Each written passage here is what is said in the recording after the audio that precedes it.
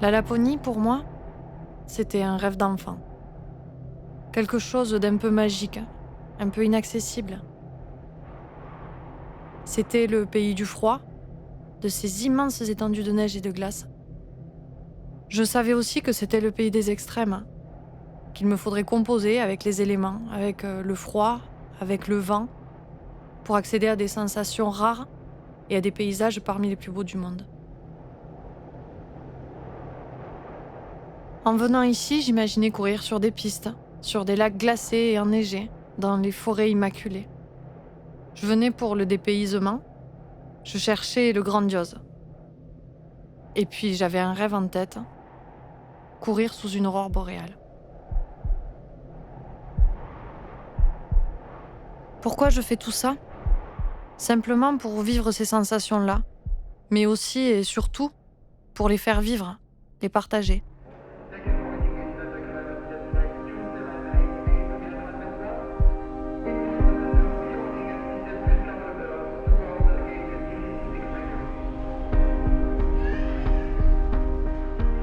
Je m'appelle Vanessa. Je suis une passionnée et je peux pas vivre sans nature, sans montagne, sans le sentiment de liberté, de plénitude que me procure la course à pied.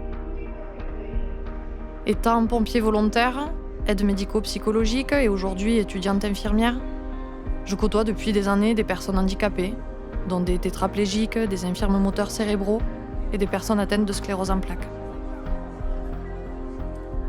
Je travaille avec des gens amoindris ou bloqués par la maladie et j'ai la chance de mon côté de courir, de découvrir d'autres régions, d'autres pays, d'aller à la rencontre de l'autre, simplement parce que j'en ai les moyens physiques et parce que j'ai cette liberté.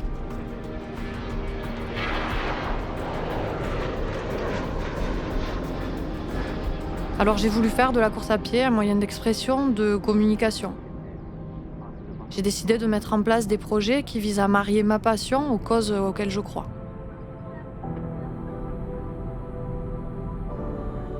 J'ai toujours aimé courir, grimper, me dépenser. Mais aujourd'hui, avec la réalité de ma vie personnelle et professionnelle, je dois faire de gros sacrifices pour m'entraîner tous les jours, pour faire des compétitions, des trails, des courses en montagne. J'ai un préparateur physique, Laurent Arbeau. Il me programme pour un projet ou pour un objectif. Il organise toute ma préparation physique et technique pour que tout se passe au mieux. Pour être ici, il a décidé des exercices qui me permettraient de supporter au mieux les températures et les spécificités de la course sur neige.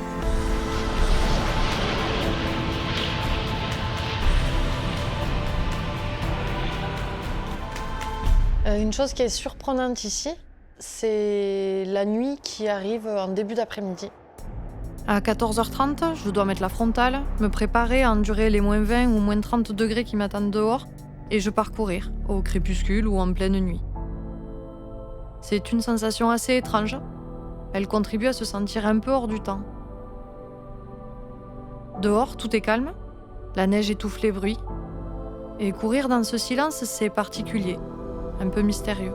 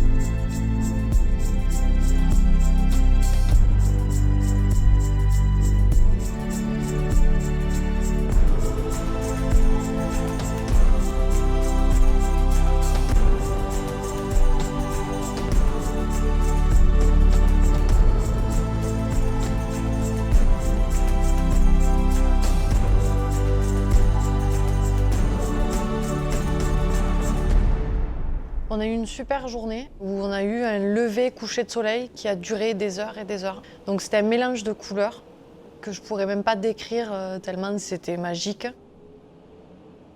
On aurait dit un tableau. Toute la journée, on était face à un tableau qui bougeait et courir dans ces conditions, c'est juste...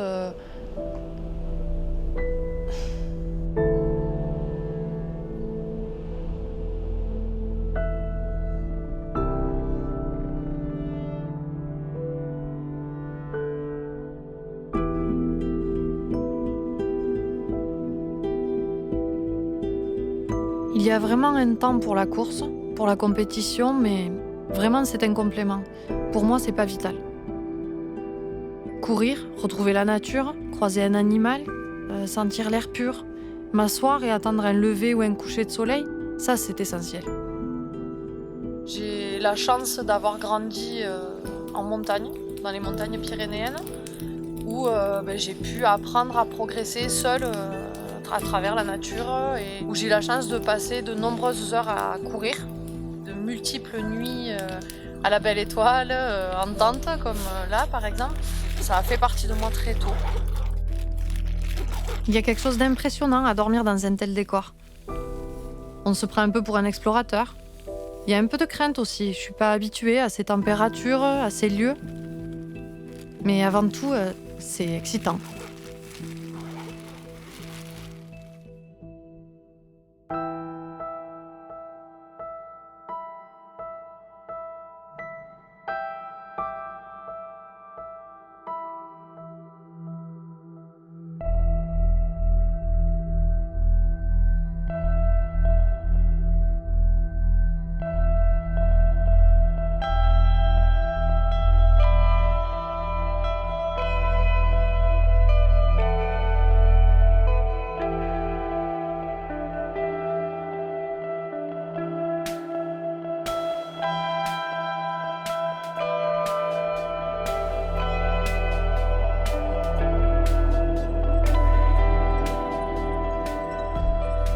La course à pied, c'est simple, c'est beau, c'est ce que j'essaie de montrer. C'est accessible à tout le monde, où que l'on soit. Un chemin, une plage, une côte, une route, une paire de chaussures, et on se lance. Ici, c'est pas la performance qui compte. Personne ne me demande de courir à 15, 16 ou 18 km/h. Mais on est dans un décor sublime. On a des ambiances magnifiques, une lumière magique. Alors je m'entraîne beaucoup et je travaille pour que le voyage que j'essaie de vivre et de partager soit un beau voyage. Avant d'arriver ici, je pensais que je pouvais courir partout. Sauf que la réalité du terrain nous rappelle à l'ordre et que les skis nordiques deviennent une nécessité.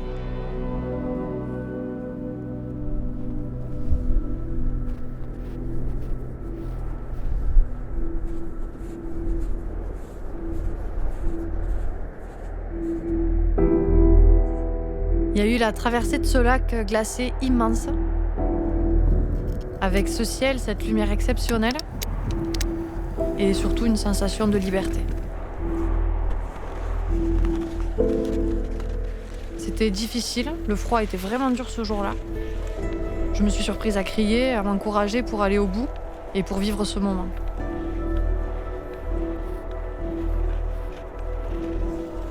La nature était là, tout autour de moi, brute, vierge.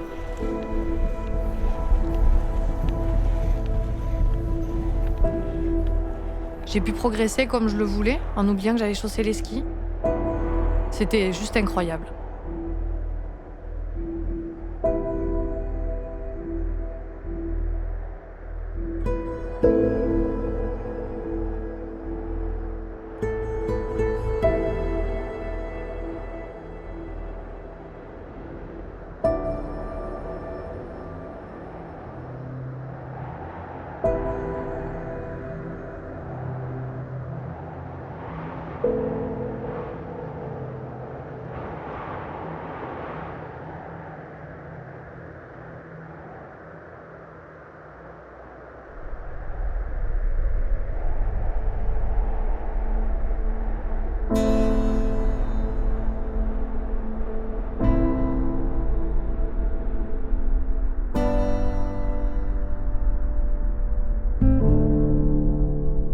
Je suis depuis longtemps, pour des raisons personnelles et familiales, touchée par une pathologie qui est peu connue, la sclérose en plaques.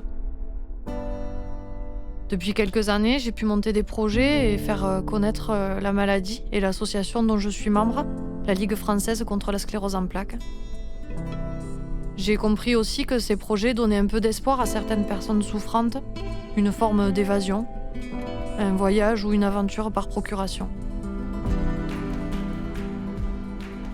Je sais que ma contribution est modeste. Je ne suis pas en train de chercher un vaccin miracle qui soignerait l'humanité, mais je sais aussi que ce que j'entreprends a du sens pour certains malades. J'ai été contactée par Sylvie, par exemple. Elle a été diagnostiquée il y a quelques années. Elle avait entendu parler de mes ascensions dans les Pyrénées et elle me proposait de l'accompagner et de la guider sur le Kilimandjaro et ses 6000 mètres. Elle voulait aller au bout de son rêve avant que la maladie ne l'en empêche. J'espère que ça se fera un jour, mais ce qui est sûr, c'est que ce sont ces rencontres-là qui me motivent et qui me poussent à continuer. Ici, les éléments se déchaînent parfois. Il y a eu ce soir de tempête, par exemple. J'avoue avoir eu un peu peur de sortir et d'aller courir. Il y avait beaucoup de vent. On ne pouvait pas avancer sans fermer les yeux et je tenais pas debout. C'était assez impressionnant. Je savais pas du tout si j'étais capable de courir dans ces conditions.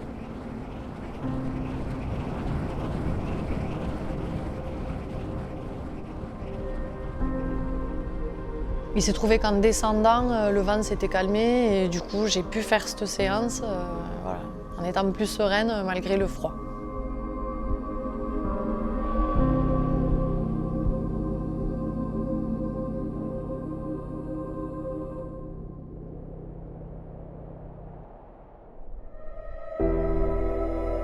Ma première aurore boréale. J'étais en train de courir, il était 21h environ, et j'ai cru voir un filet vert dans le ciel. J'ai rien dit sur le coup et en regardant encore et encore, j'ai bien vu qu'il se passait quelque chose.